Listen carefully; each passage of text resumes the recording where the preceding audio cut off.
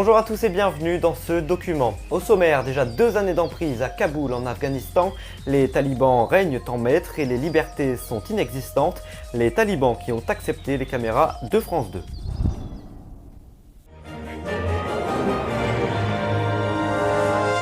Bonsoir à tous, comme prévu, je vous retrouve pour un document. Depuis le retour au pouvoir des talibans, le pays est en proie à une forte crise humanitaire.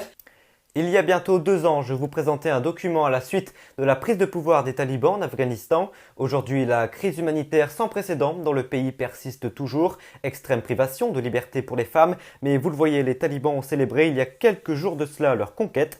Quelques semaines auparavant, les équipes de France 2 avaient pu les suivre en patrouille. C'est un document signé Dorothée Olléric et Nicolas Roer. Ces talibans qui patrouillent dans Kaboul sont des soldats d'élite. S'ils acceptent notre présence, c'est pour nous convaincre que dans l'Afghanistan d'aujourd'hui, la sécurité est totale. Impossible de connaître les effectifs et les missions exactes que ces forces spéciales effectuent dans la capitale. Avec leurs nouveaux uniformes, semblables à ceux que portaient les Américains, les fondamentalistes paradent et imposent la loi des talibans. Là, nous avons une mitrailleuse Douchka avec du gros calibre. On peut transpercer n'importe quel blindage. Des soldats des forces spéciales qui ont bien changé. À l'été 2021, au moment de la prise de Kaboul, ils arrivaient des montagnes en tenue traditionnelle et bien souvent en sandales après 20 ans de clandestinité.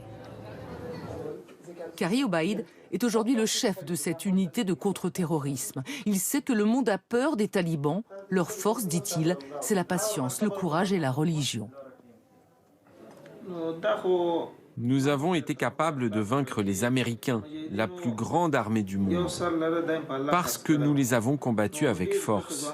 Et chacun de nos combattants était prêt à sacrifier sa vie en faisant des attaques kamikazes et à tuer au nom du djihad, de la guerre sainte. De cette guerre contre la coalition internationale, il reste des images de propagande comme celle d'attaques meurtrières contre des convois. Les Américains ont perdu 2500 soldats dans ce conflit, le plus long qu'aient connu les États-Unis. Aujourd'hui, les talibans veulent nous montrer que la sécurité est la priorité du régime islamiste et que les habitants sont rassurés par leur présence. Sur les checkpoints, les talibans cherchent les criminels, les trafiquants et dans les sacs des armes ou des explosifs. À 99%, je peux vous assurer que la situation sécuritaire est bonne. Leur ennemi désormais, c'est Daesh.